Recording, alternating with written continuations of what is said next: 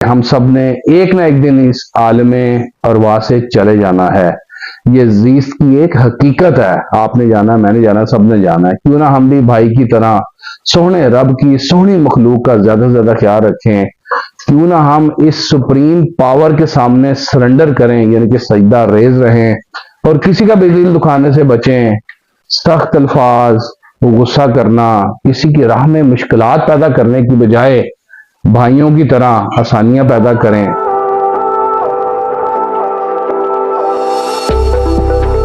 असल दोस्तों, मेरा नाम है खालिद भट्टी, ऑस्ट्रेलिया के शहर ब्रिस्बेन से आपके साथ मैं मुखातिब हूँ। एक बड़े प्यारे दोस्त हैं कैनबरा में, बिलाल मुख्तार रहते हैं। उनकी चंद बातें आप सुने और आपको बड़ी पसंद आएंगी।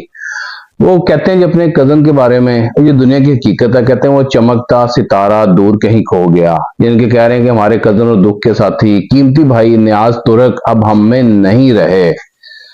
कहां से शुरू करूं इनसे जुड़ी यादें। हाँ, जल्जला जब 2005 की बात बता रहे हैं जी, कि पहले आया था 2005 की जुमा जुमा को उनकी वालदा यानी कि हमारी फूफो जान इनसे कॉल पे बात करने के लिए हमारे घर आया करती थी। तब फोन नहीं हुआ करते थे, एक दूसरे घर जाके बात करनी पड़ती थी। पूरा हफ्ता इंतजार के बाद दुबई से इस प्यारे बेटे की कॉल आती तो सब्र की सुंदर मिसाल माँ को सुख का सांस मिल जाता।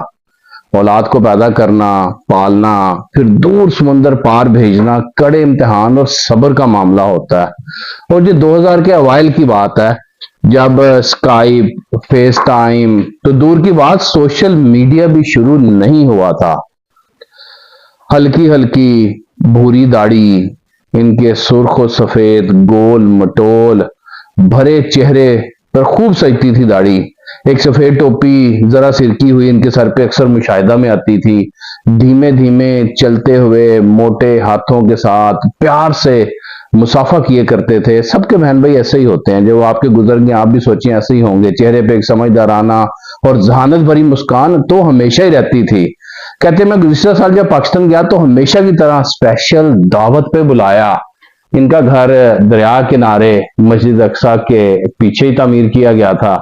उधर दरिया किनारे हमने खूब रज के, यानी कि जैसे पाकिस्तान जाते हैं तो खेलते हैं, क्रिकेट भी खेली, नहाए भी। नहाने के लिए बचपन में जैसे जाया करते थे वैसे भी गए। उन्होंने बाहर दरवाजे पे आकर मेरा भरपूर पुरतपाक इस्तकबाल भी किया।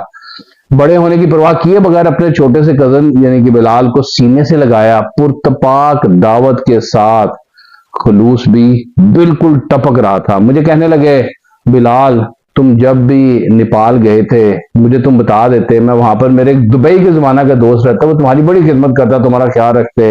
लेकिन अब तुम्हें दुनिया की सैर करते हुए देखता हूं तो दिल खुशी से बाग बाग हो जाता है।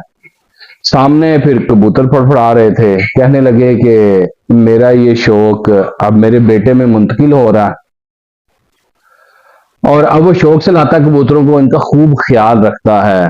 कबूतर जब भी गटर गूं करते हैं मुझे लगता है कि दिल ही दिल में कोई हमद पढ़ रहा हो या कोई दरूद भेज रहा हो आंसर सलम पर, जो सुकून को जमीन पर बर्फ के गालों की तरह उतारता चला जाता है। औलाद और बिलखसूस बेटियों की अच्छी तालीम और तरबियत में खूब सपोर्ट किया करते। माजी करीब में इनकी बड़ी बेटी ने नुमाया पोजीशन जब ली तो माँ बाप दोनों का सर फखर से बुलंद हो गया। यकीनन इनका सीना सुकून से भर गया होगा। याद रहे कि ये इनके बड़े भाई हैं मरहूम इम्तियाज साहब, जिनके छोटे भाई थे जिनकी बात हो रही है। बस एक मोती सी चुप दिखाकर, बस एक मीठी सी धुन सुनाकर सितारा शाम बन के आया, बरंगे ख्वाब सहर गया। वो नासिर काजमी साहब का शेर है ये। एक दिन मेरी बाबा जान से बात हो रही थी तो बाबा कहने लगे कि बिलाल बेटा, इन बच्चों के वालिदैन अक्टूबर के जल्जला में अल्लाह को प्यारे हो गए। तक 2005 में बहुत बड़ा पाकिस्तान में जल्जला आया था। फिर इम्तियाज भाई ने बेहतरीन सहारा दिया और अब न्याज ऐसे इनके छोटा भाई की बात हो रही है कि अपने सब बहन भाइयों की बड़ी फिक्र करता है, इनके गम और खुशी का मरकज बना हुआ रहता है। कहते हैं कि वालिदैन के चले जाने के बाद बड़ा भाई या बहन फैमिली का बाप या माँ बन जाती है। मोहब्बत से डांटना भी और दर्द होने पर सबसे पहले पहुंचना भी उन्होंने तो ऐसे कि जैसे अपने मिजाज के अंदर लिख ही लिया था। इनकी बालाकोट बाजार में भी एक दुकान थी जिसको तुर्क कबाब शॉप कहा जाता था। वहां उन्होंने खुसूसन लिखवा दिया था कि अगर आपके पास रकम नहीं है, आप मुस्तहिक हैं, आप गरीब हैं, तो आपसे खाने के पैसे नहीं लिया जाएंगे, आपको मुफ्त खाना दिया जाएगा।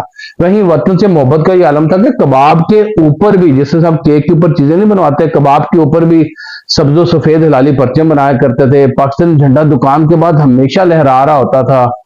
मुझे इनकी एक वीडियो याद पड़ती है जिस पर उन्होंने फख्र से बेटियों की बिताइश पर एक क्लिप लगाई थी, जिसमें कहा गया था, बेटियां जन्नत के रास्ते कुशादा करती हैं। नमाज के अमल पाबंदी करने में हत्तुल इम्कान सही करते और अक्सर दुआ बतौर वॉइस लगाया करते थे कि ए परवरदिगार, मुझको ऐसी तौफीक इनायत करके नमाज